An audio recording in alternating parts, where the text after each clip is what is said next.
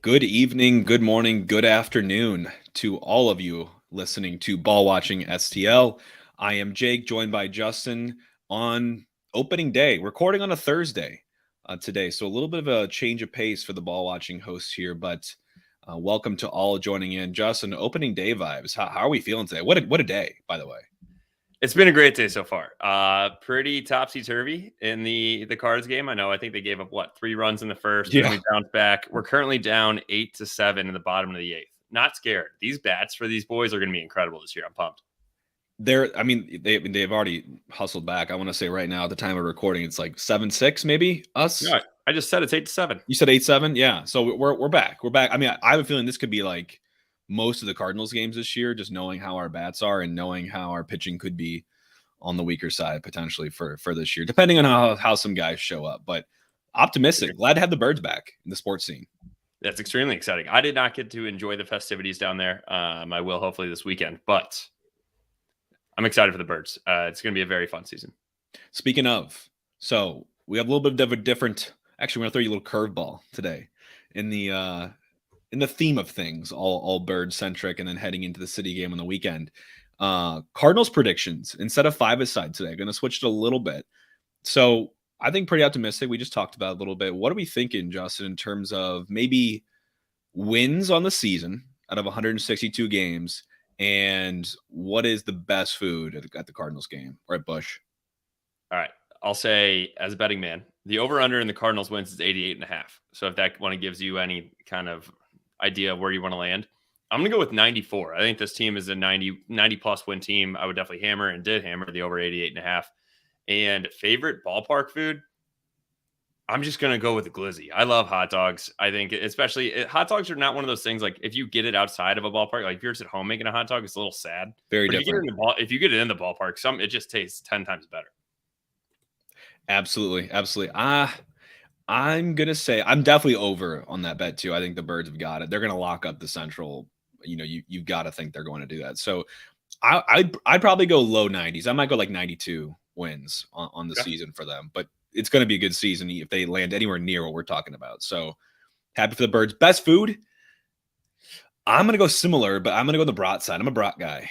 I'm a brat over dog. And if I could go into like the spicy, maybe like sausage or like chorizo or salsita, like that's kind of the vibe for me. So some little additional spice, little additional kick on that. So that's the vibe for me. But Birds aside, Justin, got a long season with them, and they're going to run actually almost perfectly in parallel with City for the rest of the season, all the way through playoffs as well. So these two will be kind of hand in hand going through the season. We're both going to be playing sports in October. Yeah. Oh, 100%. Absolutely. 100%. This team's going undefeated.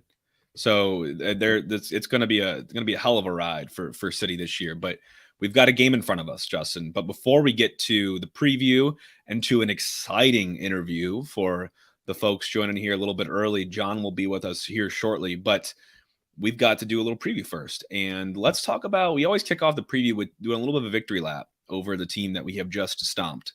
And that was Real Salt Lake. The latest of our victims. And let me start with this, Justin. I actually saw a really awesome tweet from MLS Buzz. If anyone likes MLS news more general, MLS Buzz is a good follow. But they had a tweet said it's difficult to keep finding words for what St. Louis is doing. It's gone past the point of impressive to the point that it's just unbelievable. Every week, every neutral fan expects that this is the week they will get it all wrong, but they just go out and get it right again. And I agree.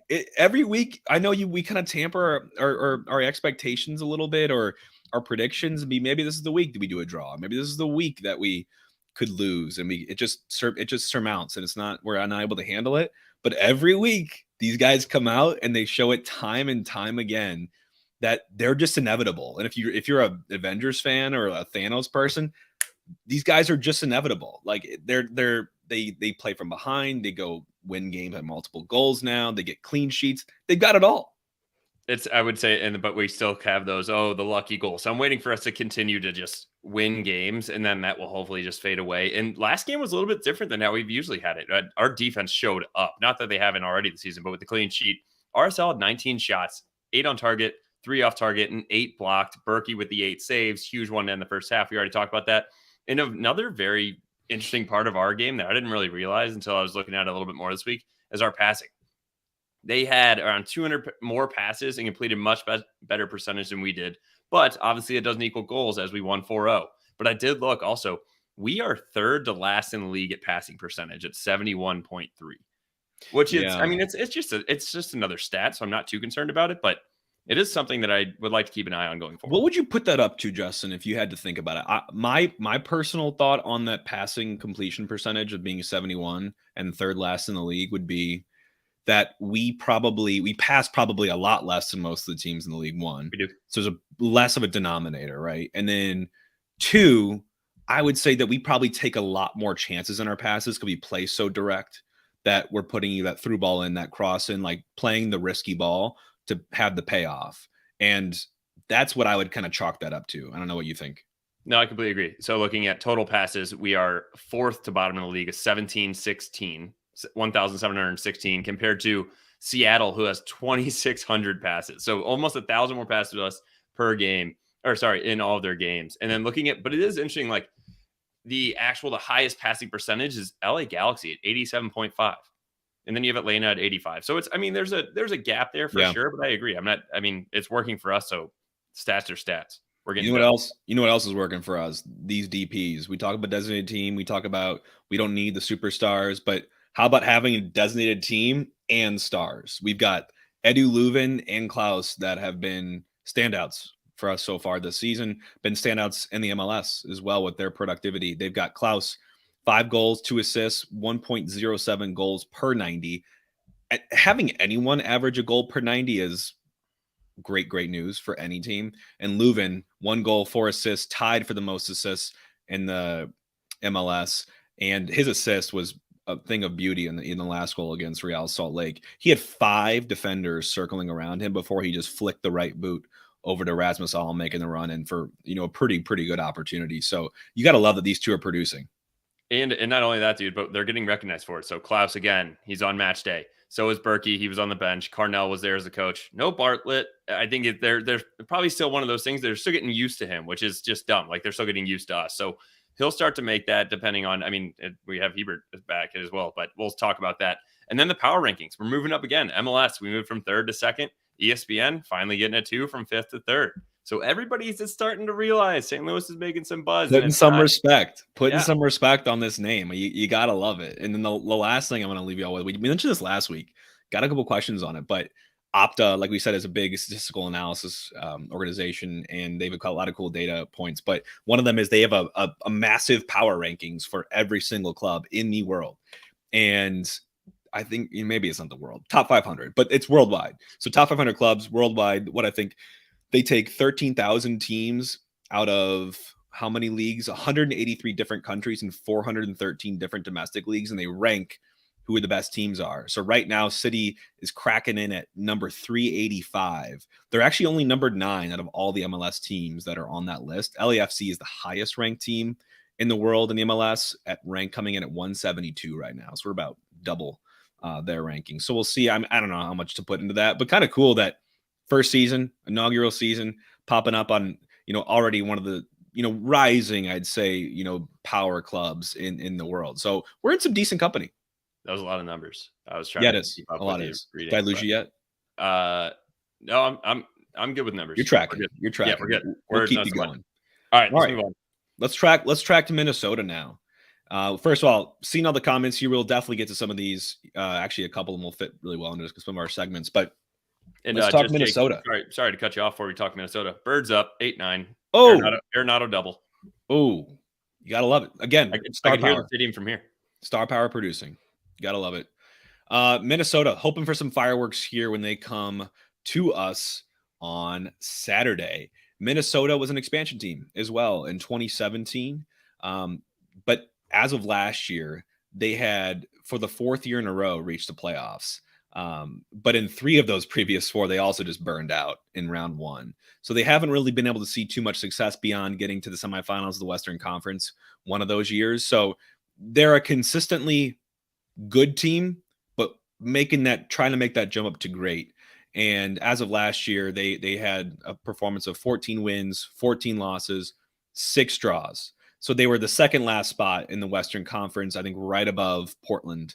And they tied Dallas 1-1 in the playoffs in round one and lost in PK. So, I mean, tough way to go out for sure. They had 48 goals for last season, 51 against. And those 51 against were the second most out of all the playoff contenders in the Western Conference. So a leaky defense for sure. And 10 out of the 14 losses they suffered last year came on the road. So not a great traveling team, fortunately. For us, I think it's going to be quite a night on Saturday. I think it could be tough. They've turned it around a little bit more. They're, like you said, they're looking to make that jump from good to great. They have 2 wins, 0 losses, and 2 ties. They're 4th in Western Conference below us. On their 2 of their when they're away, those are 2 of their wins versus Colorado and SC Dallas. Both their homes were draws. So kind of opposite of what they're seeing last year. They're kind of turning it around versus the Red Bulls in Vancouver. FC Dallas, they won 1-0. They possessed a lot more than them and put on a clinical shot. Red Bull 1-1 draw, went up early, but Red Bull came back. Colorado 2-1 gave up a second half goal early, which is something that we look to do a lot about. And then they equalized right after and then took the points in the 82nd. And then Vancouver 1-1 draw. They outplayed them. They scored a goal right before halftime and then conceded by one of St. Louis's very own, Simon Betcher. Betcher. And in the 98th minute, I saw that highlight and I was pumped. Let's go Bills. This man's doing the Lord's work. He knew that they were coming to St. Louis afterwards, so he had to just give him a quick little gut punch on the way out of town. So that was fantastic to see Simon get on the board. And I think he played in MLS Next Pro last year, lit it up in MLS Next Pro. So happy for him to make the jump to Vancouver's first team. But yeah, I think you're right. I was being a little bit gratuitous with talking about Minnesota. I think this will be our steepest test so far. And it's going to get harder actually the next couple of weeks. But Minnesota is a team that just never feels to me, every single game they've been in has been a 1-goal game. Every game is close. They play it very close. They play very compact. And they play a little bit similar to us in terms of attack, but they're missing one of their biggest stars, which we'll get into. But before we get into their missing star, let's talk about who they are kind of dealing with right now. That is kind of some of their more talented players, some of the more touted folks they have on the team and coming from some different positions. So they have a new striker. They brought in I believe in the summer of last year. His name's Mender Garcia. He's got 2 of their goals of their 5 so far. And he is one to watch for the future. He's extremely athletic. He seems to be a pretty good finisher. He's only 24 years old. He's Colombian, and he was playing in Argentina's top division prior to signing here at Minnesota last year. And so I think you'll see him probably start up top for them. One that will probably try to look to give one of Bartlett, one of Parker, Hebert, whoever's starting in the middle, some troubles with his athleticism, and he's got a potency for scoring as well. I'll go into the next guy, even though I like giving you the names. Miguel Tapias? Yeah, we'll go with that. I don't know if I should just say it with confidence and have people believe me, or just own it. People just Miguel Tapias. Boom. 26-year-old Mexican. He joined from why'd you give me all this? Pachuca in Liga MX in February, and he's a goal, and he's featured for every game so far for them. So he's really helped with that defense of them only giving up a total of 3 goals in their 4 games. So definitely a guy in the back line to keep an eye on. And Dwayne St. Clair is their goalie. For some MLS faithfuls, he should probably ring a bell to you. He's pretty recognized as one of the top goalkeepers in the MLS. He's 25 years old, Canadian. He's a Maryland Terp grad, and he's got 2 caps for Canada's men's national team. He's only conceded 2 goals in his 3 games that he's played. He was not able to play last week because he was on international duty with Kyle Hebert. Hopefully Kyle was chirping a little bit in the locker room there. I doubt it, but you gotta love the gamesmanship there. But he's a really, really promising goalkeeper. One of the young guys that he kind of climbed out of the shadow of a veteran last year, and he led the league in goals prevented early in the season last year, and really has a high, pretty save percentage rate. So we'll be a little bit tougher to get past him. I'm trying to think back to the teams we've played so far.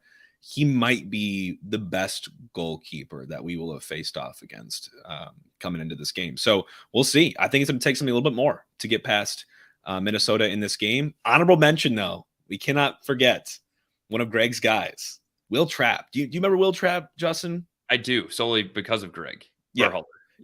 Greggy, I would say if loves we this were to guy. make a comparison, I think that Greg likes him just as much as he doesn't like Claudio Reyna. Yeah. Yeah, I got it. Yeah, on the opposite sides of the equilibrium there. Absolutely. Yeah, absolutely. Will Trapp was kind of like the teacher's pet, I feel like, when Greg came into the US men's national team. He made him a big focal point in our central midfield, and he's 30 years old now. So he's definitely aged up, and he's their captain. He actually does pull the strings a fair amount still in their midfield, and you'll see him play a pretty big part in how they build up and how they defend as well. So Will Trapp, honorable mention for players to watch for on Minnesota's team. So, Justin, style of play. Like I said, we've kind of alluded to a little bit of it, but they're coached by Adrian Heath, who's an Englishman. I'm trying to remember where he's from, but Adrian Heath has kind of come in and he coached Orlando before this. He brought them actually into the MLS from being in the USL prior to that when they made the jump up as an expansion team, or I guess not technically an expansion team. They just got promoted to MLS. So Heath is a guy that plays a very English style of soccer, I would say, or tries to, at least at Minnesota, where the team gets really compact and they all really know their positions pretty well, and they have that kind of struck into them. They move the ball really quickly. They tend to have a little more possession, but they're not a possession team. They actually, I think, love to play against possession teams just like we do. So it'll be very interesting to see how possession ends up swinging in this game, I think, because they also look to get on the attack very quickly and very directly, usually through their star, who is not here. Very crazy story if you've read anything about Emmanuel Reynoso, but the guy's an enigma right now. Yeah, I haven't read too much into it, and I don't want to get anything wrong, but he's still back in Argentina for personal reasons. But we have heard that he may have pistol whipped a boy with the butt of a gun.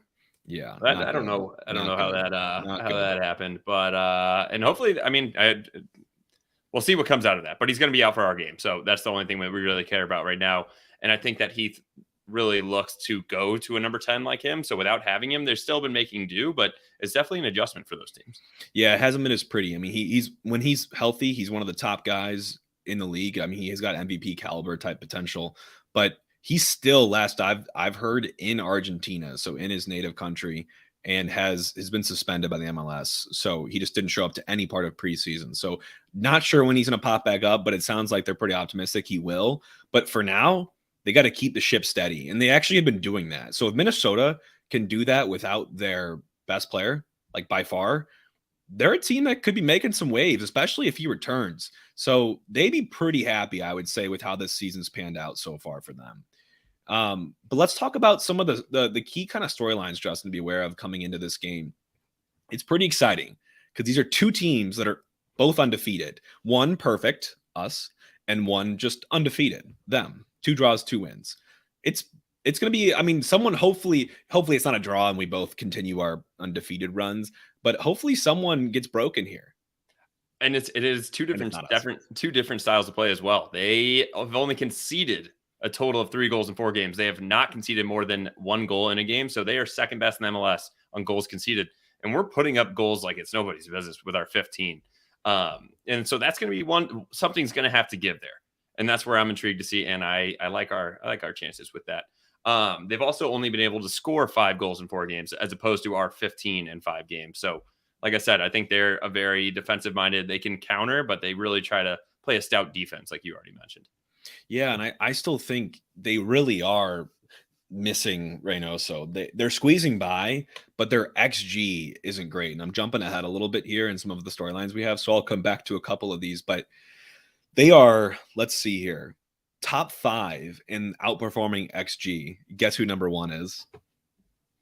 These guys, which is funny. You know, we're scoring more actually than what would be expected. So their XG isn't the best by any means. I think it's the second lowest in the MLS, 0.88. And so they're not, when you say that, I always have to take time to explain this because I feel like some people still, it's tough. But XG, the quality of the chances they're putting out there and they're putting on the platters for their forwards, wingers, defenders, whoever's putting a shot on net, the quality isn't really there. They're not generating a lot of those per game, but they're putting the ones away that they do get.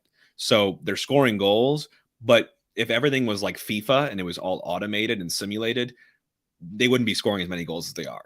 So that's how that all kind of works out. So they're a bottom team in the league right now when it comes to how they're producing chances, not how they're producing actually. They're last in the MLS in shots on goal with 10, but they still have 5 goals. So they're scoring at a 50% rate when you think about what they put on target. And they're also last in total shots, though. So that makes me feel good about our defense and trying to keep a clean sheet for the 3rd time in a row. That'd be nice. That'd be nice.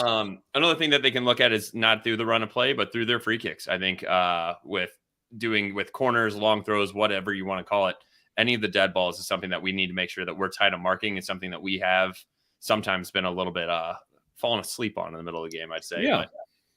But also one thing to note is that, yes, they have only given up 3 goals in these 4 games, but their strength of schedule has not been that great, especially with Vancouver and Colorado. We've already mentioned them. They're pretty much bottom of the table. The New York Rebels are the best team they've faced, and they kind of let them off the hook there. So I don't know if it's something it's still very early on. So you can't, and I know a lot of people are starting to knock us. We're 5-0, but they're like, oh, you're not playing that good a team. So I definitely don't knock teams for that. You win the games you're supposed to win. So I think they're doing a decent job. And that actually, while you're on that, Justin, that brings me to a question we got from Lo-Fi Jack on YouTube. Thanks for sending the question, Lo-Fi. But every team we beat, haters are calling them not a real team. What team is considered a real team? First of all, the not a real team, like you just said, Justin, doesn't exist. Every single game we go out there, I'll take 3 points. I don't care who it is. We could be playing anyone, and I'll be happy with taking 3 points away. Like, I don't look at any of these games. Yeah, maybe I might feel a bit better to beat a top dog like an LAFC, a Seattle, and take 3 points away there. But 3 points is 3 points. Don't care how you look at it. We got to get points on the board to make the playoffs and get a better seeding for the playoffs. So I don't care about people saying not a real team. Every single one of these teams is a real team. Unfortunately, to the flip side of your question, which team is considered a real team? We're about to play some real teams. I think Minnesota is just the start of this run, with Seattle and Cincinnati close behind. So we've got some pretty, I would call closer to contending teams coming up here shortly. So it'll definitely be a stiffer test as we run. You always call it. I think the haters are when they say these teams don't look like real teams. I think we make them look like not real teams. Not our. That's fault. Also true. They're in the MLS. Every team is real in the MLS, and just because they don't do well against us doesn't make them not real. We just make them look not real. Right. No, I agree. The last thing I'll say about them before we get into us, Justin, is like we just said with Simon Betcher's goal late in the 98th minute in their last game, where they were up for most of the game and Vancouver just struck in the 98th through Betcher. That's a gut punch, man. It's to lose a game like that or to tie a game like that and give up 2 points. It's devastating. And some teams bounce back. Some teams are well coached and they have good chemistry and they shake that off and keep going. Some teams might have a little bit of a hangover coming into that. So we're hoping they're a little bit on that hangover coming to us, because at home, City Park, we have an advantage already. We've only played 2 home games here. This is going to be our 3rd. We have a higher XG at home, 1.56. We have higher possession at home at 47%. And we even managed to have a higher shot tally during home games at 10.5. So not to mention, I didn't even touch the City fans, man. The atmosphere, the electricity in the air at these games, that's hard to put a number to. But bottom line, it's been a very short tenure so far for us. And we're already providing, our club with a pretty hostile atmosphere for any away teams to come to us. It's very easy to put a number 2. We're selling out both games. So over 22,000 people in the stands. We're 2-0 at home. Those are the numbers you need to know. These fans have been incredible. Even on the cold game last weekend, Saturday's highs give you a high of 59, low of 40, much warmer than the last game. People are going to be showing out. It's going to feel more like we did on the home opener. The place is going to be buzzing, and the guys are going to feed off that. So I'm extremely excited for this Saturday. Yeah, I am too. A couple other things for us to get into on the Cardinals. No, I just saw a comment about the Cardinals. We got some folks joining late watching the Birds game still. Yeah, we just went down 10-9. Going to the bottom. Here we go. God, man. Birds on the bet. Going back to us, talk about health a little bit too. We just came off the international break where we lost Miggy Perez and Kyle Hebert to their respective national teams, and Miggy to the youth national team for the U.S. But one of the big questions I've coming into this for us is, now that we've seen a little bit of a larger sample of center backs, who are your center backs right now? Assuming every current center back we have besides Nilsson is healthy, Justin, who are you starting in this game? And we'll get into that in the starting 11 as well. But it's an interesting question to pose to Carnell, because I don't think anyone's necessarily played themselves out of contention. It's going to make for a tough decision. Yeah, I completely agree. And I think talking about health as well, is Alm going to be available? I know he had a knock against RSL. I don't think it was too serious, Yeah. but Last I I think heard is I think he was practicing. Maybe I'm reading just some media from Tom Timmerman, and I want to say that he was practicing today. He took a knock apparently on the knee during the RSL game, and I think he sat out of practice the other day. But I don't know. We'll see about I mean, we have fortunately, I think Ostrak would slot in perfectly if he's not available. But I do think that if Alm is healthy, that he'd probably get the nod considering he's coming off the goal. So happy for him. And getting into us. So St. Louis City racking up some stats right now. We are a top 10 team in terms of XGA, so expected goals against in the league. Right now, we're averaging only 1.2 goals against per 90 expected goals against. So maybe not necessarily goals against. We know we've let in a couple goals, but we also had now 2 clean sheets in a row, which are bumping those numbers up. Am I right? So top half MLS and XG as well. So 1.43 goals per game. We average more at home, so that's a little bit more inflated. We're the first in the MLS on shots in shots on goal. We have 35, netting 15 of those, which is just that's conversion right there. I mean, there's just no simple way to put it. Woo, that's good. That's some good numbers right there. 43%. I absolutely love that. If we can keep that up for the entire season, we're going to score a buttload of goals. And it's going to be hard to get past our defense. The other thing, can we force errors in dangerous positions for them? We lead the league in tackles by over 20 at 127, second most in tackles in our attacking third. So we're pushing, we're pressing high, we're winning those balls.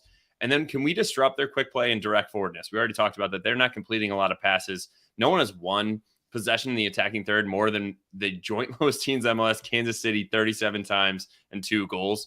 But I think that's one thing that we really need to focus on. And it's going to be a different style game that neither of us really work on our possession, our passing. So how can we adjust to that? And I trust that Cardinal and Lutz are going to have a better idea than their coach will.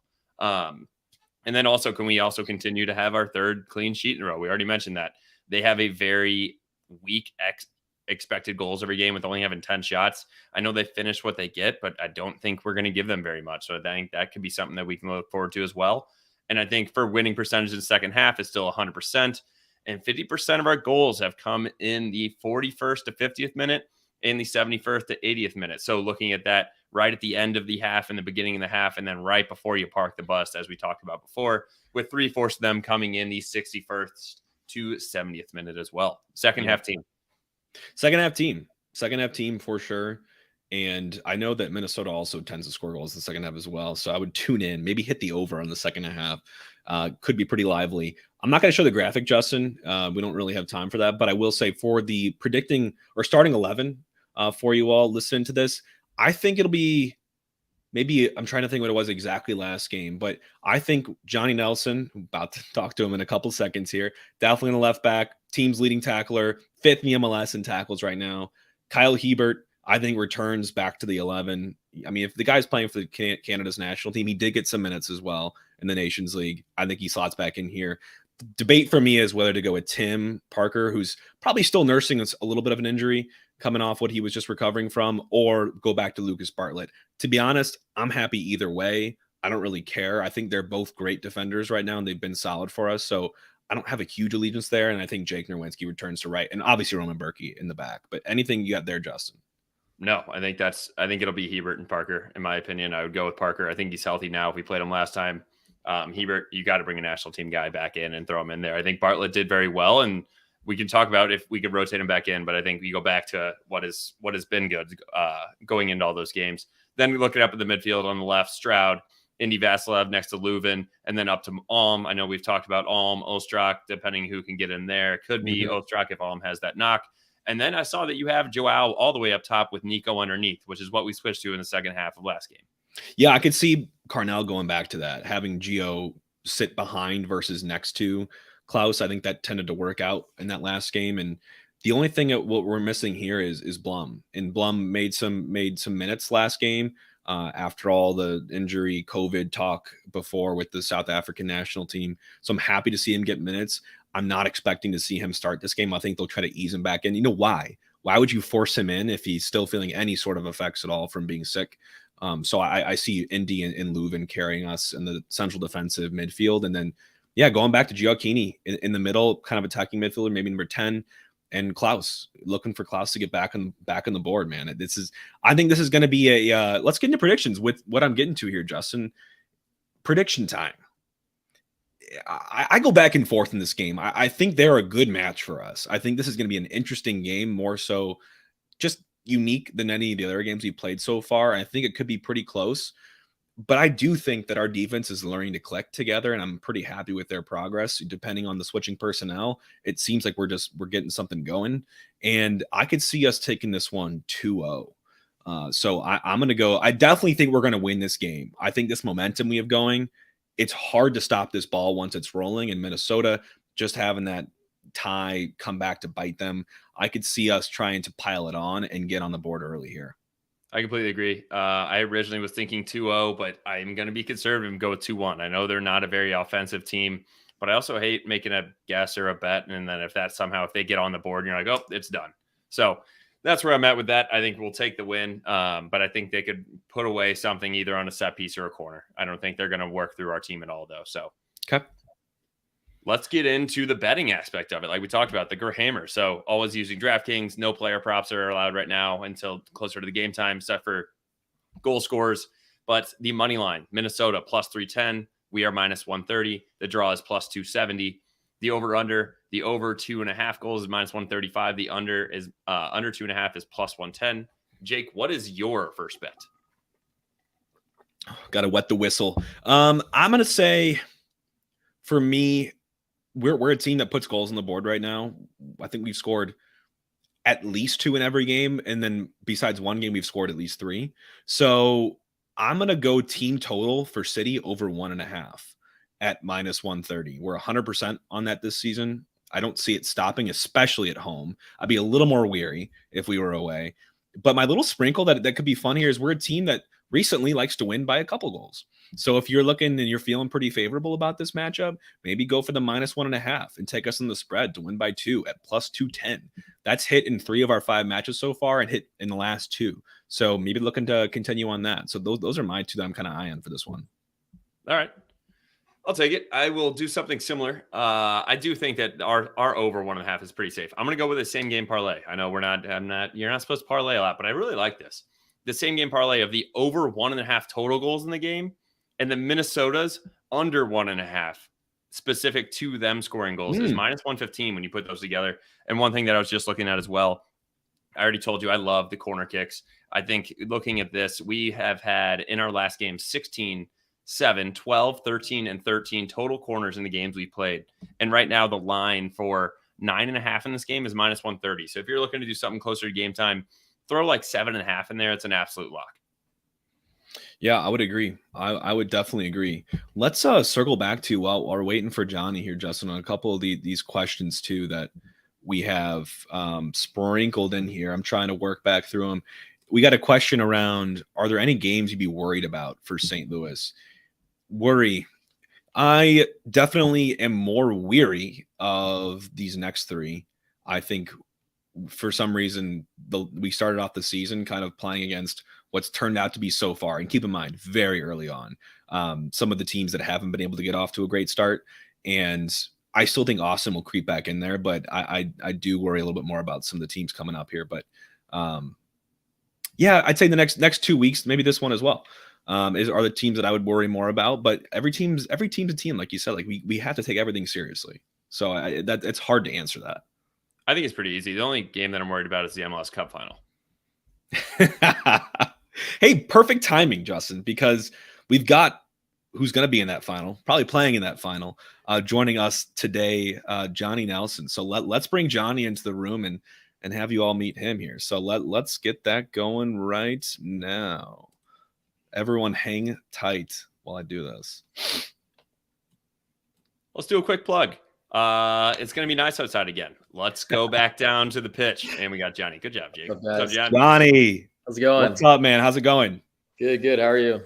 We are well. We're buzzing, man. We're just kind of breaking down the preview to this Minnesota game. Might have to ask you for some insider how we're feeling about this. But first of all, welcome to the show, Johnny. We're pumped to have you and pumped everyone in the room to witness the greatness here, because we've got Johnny Nelson, our current starting left back for St. Louis City SC, 24-year-old Ohio, I think Medina, Ohio native. Yeah, Medina. Yeah. Medina. Okay. Yeah. That's why we ask. And former UNC Tar Heel, man. Go Heels. Yeah. And 10th overall and pick in the 2019 MLS Super Draft. Going through all the resume, we've played for a couple big teams already in MLS, and finding ourselves here in St. Louis via the expansion draft in 2022. How you liking St. Louis so far, Johnny?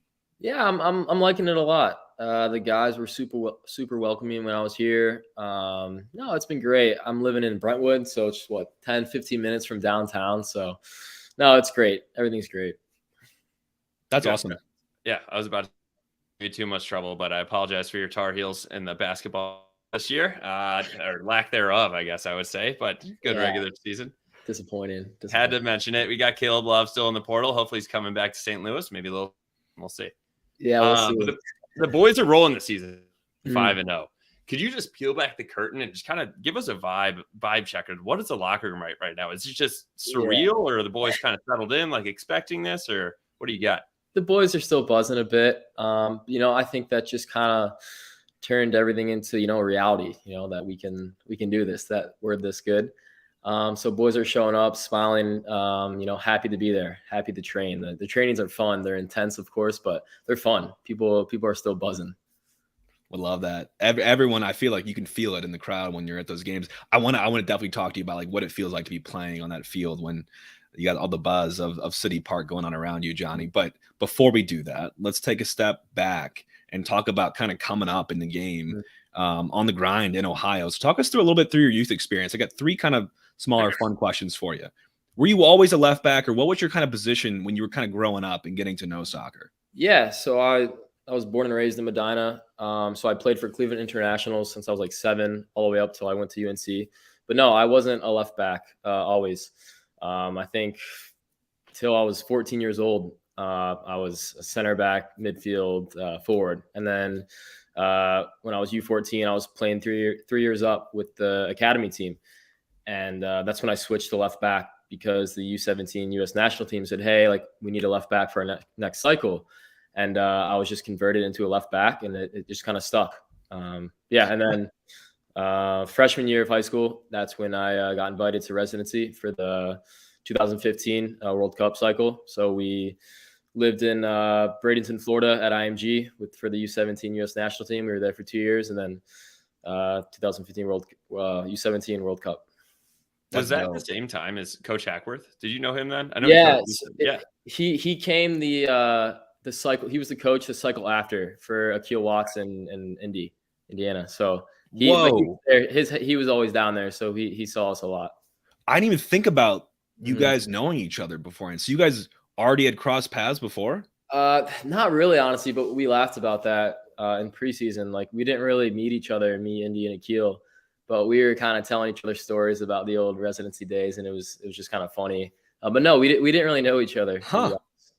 That's ironic, man. And now you guys are at this club in St. Louis, and it's falling out right now, man. And with Hackworth being it's just so the boys are back together. Yeah, running it back. Yeah. Well, Johnny, take us through. So now we're through youth experience a little bit. Let's fast forward to UNC. I mean, obviously, when you talk about UNC, I feel like everyone kind of knows the UNC Tar Heels. They kind of have a cool reputation, especially in soccer. I mean, playing for them, 1, how was that? And 2, what led you ultimately to kind of forego some of your remaining eligibility to make the jump to pro? Yeah, no, playing at UNC, it was always something I wanted to do since I was younger. It was always my dream school. But no, playing at UNC, it was awesome. And not just playing there, just like the atmosphere with the other sports, the basketball, the campus, it was so cool. And obviously I played with a lot of great players, and I think there's a decent amount of guys in the MLS right now that I played with when I was there at UNC. I was there for 3 semesters. Let's see. Yeah, I left after my sophomore year, after my sophomore season. Wow. No, it was tough, but I got offered a Generation Adidas contract, but it was something I knew I was ready for. I wanted to be pro. The timing was right. So, it was kind of tough to leave UNC because I loved it so much, but it was time to go. I was ready. Yeah, that's a very quick experience. But I mean, Yeah. honestly, a smart decision. Obviously, looking where you're at now, being 10th overall pick and being picked up. Tell us what it was like when you were originally with FC Dallas. I know you were there, and then with North Texas SC, you won a USL League One title there as well. But how was the start of your career with that? Did you get a lot of mentorship, or what was that like compared to college? Yeah, my time with FC Dallas, it was overall good. I mean, it was a lot of bumps, to be honest. You know, every time I would start to play and start, I would kind of pick up an injury, which is just so annoying because you can never get rhythm. Like my first year with them when I was starting, I had a groin surgery. So obviously I didn't play the rest of the season. And then my second year with Dallas, it was the COVID year. I didn't play till the end of that season. I actually started in the playoffs, which was good. And then my third and final year with them, that's when I was dealing with my back injury. So that wasn't ideal. But no, FC Dallas, it was great. It's good for youth. Obviously, they have one of the best youth programs in the whole country. But no, I learned a lot from them, and I still keep in touch with a lot of those guys, which is great. Johnny, you teased it already a little bit, but I have like a note in here. I want to talk about the injury and the back stuff, man, because we are obviously doing our due diligence and reading about this, but what you went through is insane. And in the fact that like you're still playing, especially professionally, and then starting and just everything we start to talk about going off from there. You were just, by the way, I mean, I'm sure you saw that, but you were featured on, MLS as like top rising stars and young players to look out for. So, I mean, the fact where you are right now and where you've come from with considering this, you had an L5S1 spinal fusion, man. Talk us through that. Yeah, it was, to sum it up, it was just nuts. It was crazy. It was obviously in 2021, but I was playing through pain for a good year and a half before that. So I was playing through pain, and then, I decided to stop playing in the middle of that season because I was just in pain, and, it wasn't worth it. Physically, obviously, it was awful. Mentally, it was just, I can't even imagine. Like, I can't even explain how bad it was. I was in a rough spot. And then we saw all these doctors, surgeons, and we were deciding if we wanted to go through the surgery. Yeah, it was an L5S1 spinal fusion. So pretty much just metal rods in my back. And obviously that's why it was so intense. And, the doctors were saying there's a good chance you're not going to be able to play after. And obviously hearing that, I was 22 at the time, just started my career. That's one of the last things you want to hear. So no, it was awful. It was tough. But I went through with the decision of obviously having the surgery, because I just didn't want to be in pain, to be straight up. Like, I don't care if I didn't play again. I just want to stop being in pain. Like, it wasn't worth it to myself to play every day through pain. And then the surgery went really well. The surgeon said he thought it went really well, and there's a chance you can play. So he was super optimistic about it after it happened. And then right after that, just started the rehab, kept going and going and going. And then about a few months into that, I was like, all right, like, I started to jog and run like that. I'm like, all right, like, it feels fine. Like, it feels okay. And then, but big shout out to the FC Cincinnati medical staff. That's when they picked me up. They took a chance on me because there was really no guarantee if I was going to play again. So they picked me up in the, I don't even know, whatever draft it was, after because Dallas didn't pick up my option, but yeah. And then I was back in 6 months, and then I started playing. So it was a crazy 2 years. That's absurd. That's absurd. In your back to back in 6 months is just ridiculous. I think that is really a testament to your work ethic, to be honest, like, and how hard you wanted to make it back. That's incredible. And I'm sure, that's like, it was probably a little chip on your shoulder. Like, oh, Dallas would want to take a chance on me. I'm going to go home to FC Cincinnati. And then of course, hell of a comeback. Yeah. Couldn't have been better. Right when I got back, the left back at the time, Matarrita, he had an injury. And then right when I got back, I played 2-3 weeks with the team, full team training. And then, someone needed to step up, and I was looking good in those 2 weeks of training somehow. And then I just started playing ever since. So, dude, so you underplayed a little bit, Johnny, because then you came back to Cincinnati. First of all, back in your home state, which has got to be cool. Yeah. I don't know how close Medina is to Cincinnati, but I mean, is it close at all? It's like 3 hours. Medina's northeast, and obviously Cincy is the southwest. But okay, we'll give it to you. Yeah. Back to your home state. They're taking a chance on you. You're coming back from the surgery, and for all intensive purposes, you kind of had a breakout season. Like, you had a ton of minutes, ton of games played. How was playing for Cincinnati? Did you enjoy that time? I mean, obviously, pretty good run. Yeah, it was awesome. Like you said, being back in my home state. So my family and friends were at every game. Obviously seeing them in the crowd. It was so cool. And yeah, kind of a breakout season too. I think I had 14 starts and then 24 appearances. So, and we went on a really good run, a good little playoff run, and that Cincy team's good. So, no, it was so cool being back in Ohio. It just felt like I was a kid again growing up. Playing Yeah, in Ohio. 100%. It was awesome. Yeah, you already mentioned the Cincy team. Mm. Were you pretty surprised that you actually got picked up in an expansion draft by us? And then mentioning the Cincy team, April 15th, just coming up here, just right around the corner, circled for you. Yeah, I mean, that whole process of the expansion draft is just, it's so unique and honestly weird for a player. But no, I mean, when since he left me unprotected, Pat Noonan, the coach, reached out to me, kind of explained why. Like, they didn't want to. There's rules where they have to protect international players where they didn't even end up keeping, and they even said they didn't want to keep those guys. Like, it was just kind of a mess. But Pat Noonan said you didn't want to lose me and all that. But then the day of the expansion draft, when Brad and Lutz called me and said they were interested, and how highly they spoke of me, I couldn't have been more excited. It was something for my career. It was going to be the best for my career, and I was just super excited to join this team. Johnny, you mentioned, I totally forgot. Pat Noonan actually went to my high school. He's from St. Louis. Yeah, St. Louis, yeah. So no way. Yeah, St. Louis connection there. Yeah. Got to connect it. I mean, you've been here for a short time, Johnny, but in St. Louis, it's like a small big city. Or everyone knows each other. You can't get away from it. Everyone, you see grocery store, gas station, whatever have you. Everyone knows each other. So, word of advice there. Don't burn bridges. But we're obviously pumped to have you here, man, and hope to make you feel at home. And I'm glad you're liking it so far. But so you're settling in Brentwood. How you liking St. Louis so far? Any fun restaurants or things you like to do so far in your short time here? Yeah, I haven't really begun to explore much. My family is coming this weekend for the game, and they're staying a little after. So I think we're going to see the Arch finally. There you go. I haven't seen that. I'm scared of heights, so I don't know. Ooh, go up in the thing or whatever. I don't know what that Johnny, is. you're gonna absolutely hate this. I'm scared of heights too, but you know that it sways. What? Sorry. It sways like 2 to 3 feet. Just FYI, and I'm not messing with you, man. It's just be careful when you get up there. It does move. I don't want to hear. Yeah, Justin, let it move. But what? Come on, that's not something to tell someone. I'm trying to be nice. I don't want him to get up there and pass out. We got to have him play. I think we're gonna go to the zoo too, which I hear it's free, which is pretty cool. Yeah. The zoo is cool. Zoo is definitely fun. You got two St. Louis staples there. That's good for you. So but I'm excited to see more of the city. Yeah, absolutely. You should. Yeah. If you want recommendations, we're happy to pass them out. We're longtime locals here, but I want you to kind of give us a little bit of a lesson here. So we both played. Justin played in college a little bit here at SLU, but tell us, Johnny, for anyone that may not be as close to.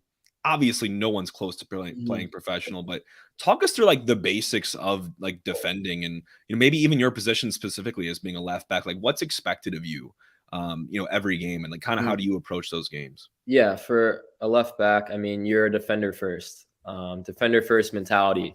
No easy passes, crosses, shots allowed.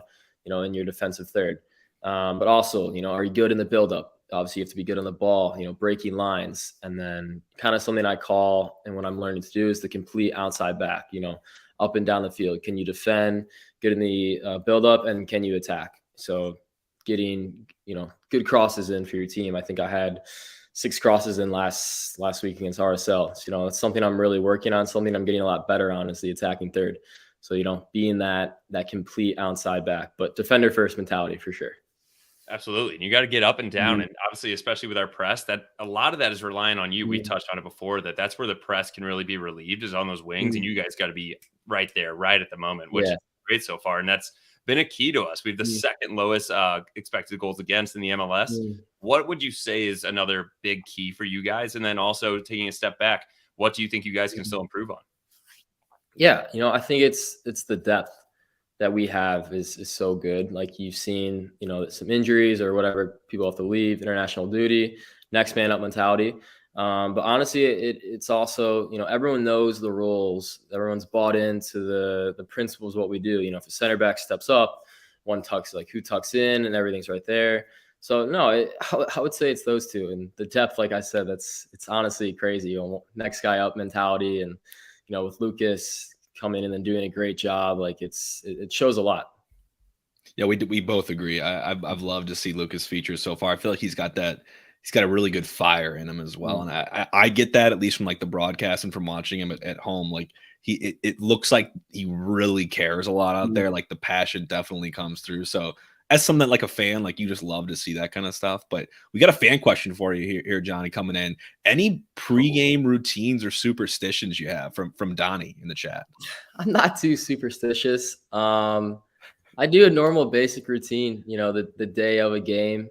When I wake up, obviously eat, relax, and I like to go for a walk. If it's a home game, go for a walk. Get out, kind of clear my head, stretch out the legs, so I'm not sitting around all day. And then usually I foam roll, stretch, do like a little activation, and then when I get to the stadium, I do a foam roll, stretch, a little activation, key things, and then I guess the only superstitious thing I do is when we get ready, like when we get dressed in the locker room, always my left sock and then right sock, left boot, right boot, left shin guard, right shin guard. Oh, that's a little stitious. That's definitely a little stitious. Yeah, that might be superstitious. It's just a routine. I like it. I do every time. Stick with what works. Yeah. Yeah.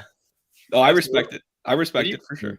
One other thing, and you kind of mentioned, we'll get in the locker room in a bit, but one thing I did want to call out was Jake put it in here and called it the assist gate. What's up with you not getting, you didn't get the formal assist against the Earthquakes? Yeah, I don't think I did. And then we, the club, city, like we even went to the MLS and said, hey, like, can we review this? Like, come on, this should be assist. They said that it may have touched the defender, which Nico even said it didn't. Like, it kind of looks weird on the replay, but I mean, it was a good ball in. Like Nico did well if it was a good finish. Like, why can't you just give me this? If they can't even tell if it touched the defender, then you just give it. Like, I don't understand. Even if it did touch him, I don't care. It's the ball that got there. Whatever. Yeah, well, but at the end of the day, even Brad says something to me. Like they know that it's assist. Like they're really happy with it. So at the end of the day, I mean, we got the goal, and the coaches know. So. For sure, we're counting it here. I hate when people get a little bit snippy on like the stats and they don't want to give them to people. Like, why would you be that person to say, oh, it wasn't exactly an assist? It's like, just give it to them.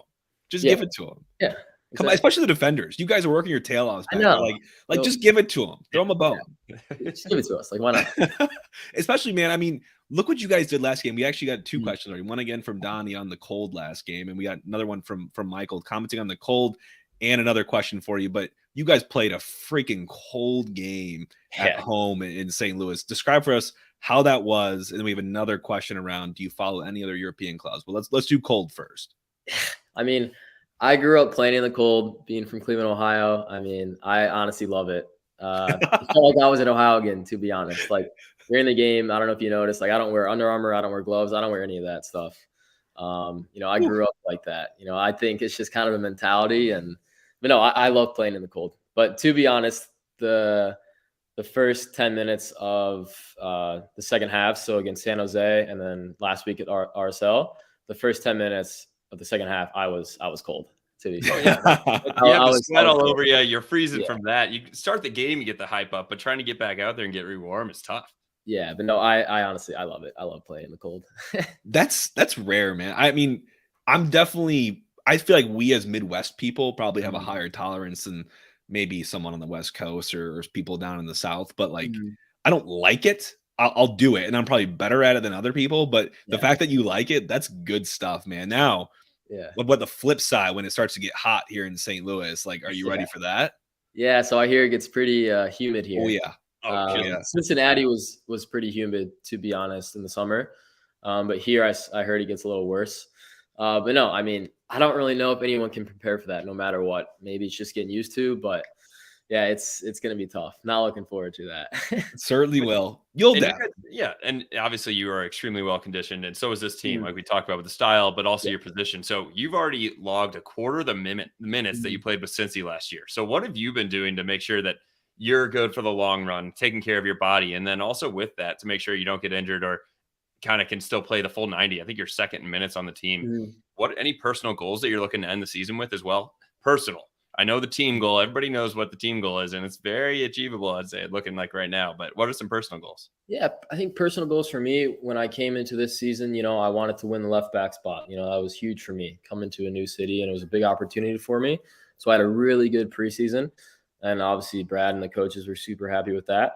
But, for me personally this year, I want to, start racking up the assists, maybe even get my first MLS goal in there. So definitely the personal goals were first MLS goal, maybe hopefully more. And then I want to get at least 6 assists this year, personally. 6 assists. Yeah. I like that. That's aggressive too. Yeah. That'd be fantastic. And that, If I count the one from San Jose, there's one right there. So. We're giving you that one. It's in that book. Yeah, I'm going to call the MLS. Yeah. And you'd be on pace, right? If you got that assist, that was in what, game 3 or 4? Yeah, you're on pace. If you're still on pace. Yeah. Let's maybe notch one here at home on Saturday, and we'll be cushioning that lead there. Yeah. But Johnny, another question we have for you was a lot of people. I'm sure you're on social media. A lot of people talking about the club, and they're happy for us. More generally, it's great to see an expansion team doing this well so far, especially this well. But the people that have the narrative around Lucky, what do you think about? Does anyone talk about that in the locker room? Because you guys gotta hate to hear that, because it's just so not how things are, and people who are in the game know that. I want to even specify that further with the goals too. Please touch on the lucky goals that we keep getting. Yeah, it's honestly funny when I see on social media, and like a few weeks ago I got asked in the press interview about, you're lucky, like what do you say about that? Yeah, it might be lucky, but honestly, like it's not. If it happens 3 times now for Klaus, then obviously something like is gonna give. For how hard we press all game, obviously something's gonna give. Mentally they're probably tired, physically they're tired with how much we're pressing. But no, I don't think it's lucky. And if it is, then I hope we keep getting lucky. Like at the end of the day, we still have to score those goals. Exactly. Like Stroud it was still a good finish in Salt Lake, and then Klaus's chip. And then Klaus's pass around. That was disgusting chip. And then this finish at RSL was still a very good finish. So, people want to keep calling us lucky. It's fine. We're, the hard work pays off. So 100%, dude. Yeah. And it's, I bring it up just because I feel like it's a trap. People that are saying lucky, like, come on, hit me in the replies. I want to hear what you have to say, because it's just not indicative. It keeps happening, so it's just not lucky then. So it's not. And like you said, the finish is. It's not like someone's just passing the ball in the net and saying, "Here you go, City. Here's this goal for you." There's a lot of work good finishes. Yeah, right. So, hey, maybe that'll be you one of these days, Johnny. Maybe we'll give you one of those back passes. We'll get you on the way to your first goal. Yeah, I would love that. I'll take that one all day. No one's complaining here. But Johnny, we got a little segment here, a little new segment around how well do you know yourself? And this is literally just us reminding you that we found some pretty fun stats on Johnny Nelson so far this season. Are you targeted or thought of at all around the throw-in scene? Because you have by far the most throw-ins in the team, like by a landslide. How many throw-ins do you have so far this season? Oh my God. Yes. I can't, all right, give me a second. Let's see. I'll go 35. That's not bad. That's not bad. You have 50. You have 50 throw-ins so far this season. Throw-ins. Dude, you're averaging 10 a game. That's awesome. Hey, and I will say, Jake, that's even better. He's taking the ball from them, winning it, and getting it off them. It's like it's not you have throw-ins against you. So I absolutely love that. I love that. That's a random one. I like this one as well. The number of what player in the lineup from first to last are you in dead ball passes? These are weird, Jake. These are weird, but this is interesting. Throw-ins and dead ball passes. I'll give you a hint, Johnny. So if it were players 1 through 11, you started, you've played almost every minute so far this season. Let's just start from the normal 11. A lot of the guys you see a lot of so far this season. Number 1 in dead ball passes is Berkey, right? Because goal kicks, it's kind of cheating there. You're number 2, man. I was going to say 2. Yeah. Is that not surprising to you? That is actually really weird. It's weird. It's weird. We're digging deep for these, Johnny. Like we're getting into these, and this one, but you're also most tackles 1 and 5th in the MLS, which is Mm. a pretty cool stat. What Yeah. describe me the feeling, like how good does it feel just to stick a tackle in on someone? Yeah, it's so nice. The one that I really loved was at RSL last week. It was in the second half, and it was just kind of one where I like intercepted a ball, and the ball kind of got in front of me, and there was like a 50-50 in the middle, and I had like a nice clean tackle that had like a good pass. It's such a good feeling. It just feels great. I mean, you guys played. Like Oh, yeah. it feels so nice. It's Getting stuck definitely in on a couple of ones and Yeah. just going absolutely hard. It's Yeah. Like a there's Kyle nothing. Hebert, like a good tackle from him. Oof. how cool was it seeing Kyle go to Canada men's national team duty? So How awesome. So cool. That guy off the field, he's the coolest, nicest, best guy I've ever met, ever played with. Like he deserves everything. He's awesome. So happy for him. Was he the one that did like 99 digits of pi? Yeah. Yeah. It's the most Kyle thing ever. Like They like broke off into like different segments, and that man was still just rambling the entire time. It was hilarious. Oh my God. We have a couple more questions, Johnny. We have some fun ones we'll get to, and then just some Q&A for some of the fans. Put some questions in for you to ask. But we have one from Ryan around how does St. Louis as a city and a sports town compare to the other places you've played so far? So I guess Cincy, Dallas, and then maybe even UNC. You know, how do they compare? Honestly, I would say St. Louis is up there. Dallas is super cool, with their sports. Chapel Hill is tough to beat, honestly. Special place in my heart, especially with the basketball team there.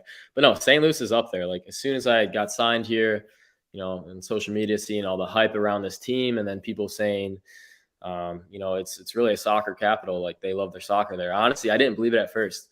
And then when I got here, I was like, holy crap, like this is insane. And then seeing the love they have for the Blues, the Cardinals, obviously, and then the Battlehawks, like it's crazy. So I would say St. Louis it's top for sure. Sports city. Good answer.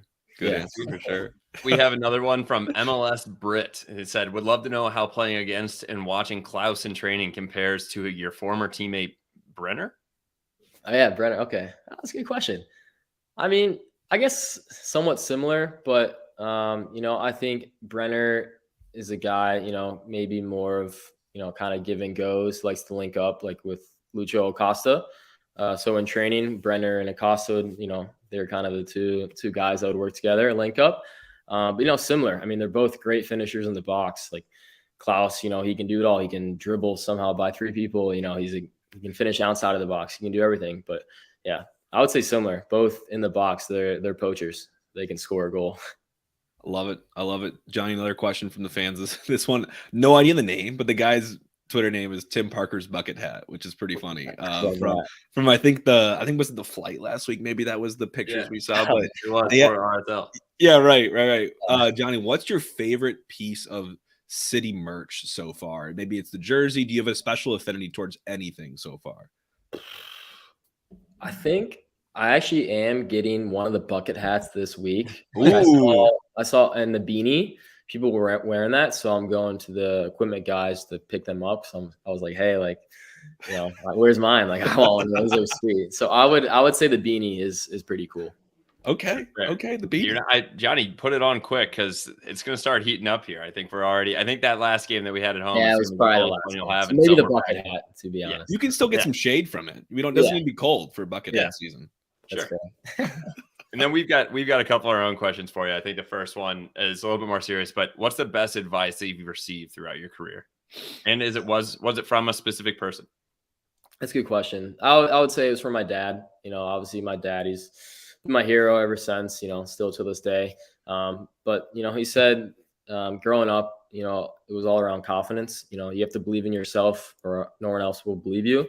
It's simple and basic, but confidence comes from, within, comes from yourself. If you're not believing in yourself, you're not confident that you can do that, then, no one else will believe you. So that's always stuck with me. It always will. So yeah, basic, short, but it's deep. It's everything. Yeah, I mean, you've epitomized that so far. I mean, from your comeback and dude, you've been a pro for what, 4 or 5 seasons now? Yeah, it's my 5th year. Yeah. It's insane. Like that doesn't happen very often. So I mean, kudos to you and great advice from your dad. Absolutely. Yeah. On a lighter note, Johnny, who's the jokester? Who's funny guy in the locker room? Oh, there's so many. This is the best locker room I've ever been a part of, like personality wise. It's honestly insane. Indy for sure. He comes first thought. Indy is that dude is from the first day. I didn't even know him, and he was like shaking hands with me, like joking with me, just like awesome. What you need in a team, like Indy's great. Tim's pretty funny, but Celio is an absolute clown. Okay. He is awesome. Celio is awesome. I can see that from the City 2 days. I feel like his personality's just been so bold in a good way. And he it's such seems good hilarious. way, Yeah. He just gives off. I feel like he's always an upbeat guy and just Oh, yeah, always energetic. Yeah. for sure. Same with this playing style as well. But Mhm. I think we kind of touched on this, but what is it like in the locker room pregame, postgame? I mean, the postgames have probably been a little bit more celebratory so far, but like pregame, is it pretty serious? Are you guys playing music or what are you guys doing? Pregame is serious. You know, I think it's honestly like any other locker room. You know, the music's playing. Everyone's at that point. It's kind of quiet though. Like there's music, but everyone's quiet. People are doing their rituals. You know, like I do. You know, people are foam rolling, stretching, getting work on the table. People got their earphones in. You know, so not a lot of talking. And then we have our pregame meeting with Brad and the staff and all the players before we go off warm up. That's like a 10-minute meeting. But no, I would say it's quiet. People are in the zone. You can tell for sure. And then post game, I mean, we're 5-0. We won every game, so it's the same. People run into the locker room, and then you got Carolyn in there and Brad, and just saying how happy he is for us, and just saying that was freaking amazing. Like so it obviously it's been all wins, so it's just been so happy. Yeah, it's been fantastic for us to watch. The locker room picks look electric. Like they just look like a blast. It's so fun. Hopefully we keep that coming, man. I know. I mean, I will jump to that for you. So, I mean, City Park gonna be turning way up for you guys on Saturday, hoping to extend the streak to 6. Mm-hmm. So tell us, coming to St. Louis, playing at City Park, brand new stadium, fans uber excited to see you guys in the field and keep winning here. How's that atmosphere felt to be on the field so far? It's nuts. It's honestly awesome. My 5th year, I think this is top 2. I would even say the best soccer atmosphere I've ever been a part of. It is so loud in there. Honestly, I was thinking to myself, I think it was the first game, I was like, I would not want to be on another team and come in here and play in this atmosphere and play in the stadium. And you saw it against San Jose. Like the second half, we were just all over them, like a total in control of the game. And then the fans were still in it. We were still sprinting at them at the 90th minute. Like it's honestly insane. I would not want to play there if I was another team. It's not going to slow down either, Johnny. I think St. Louis, I mean, we're riding the wave, but even through the summer, people are going to show out even more. And honestly, I can't be more excited. And and between me and Jake, we think you guys are doing it all. You're going to go all the way. We'll temper our expectations. It's early, but yeah, I think that's pretty much it. And just wanted to thank you for coming on, Johnny. This has been awesome. Yeah, thanks for having me. That was fun. Thank you. Absolutely, Johnny. And best of luck to you and the team on Saturday. We'll be showing out. We'll be in the stands ready for you all to continue the winning ways and hopefully for the rest of the season. So we'll hopefully try to catch up with you again, Johnny. But this has been fantastic. Thanks again for coming on, and go City, man. Yeah, we're excited. Thanks, guys. Absolutely.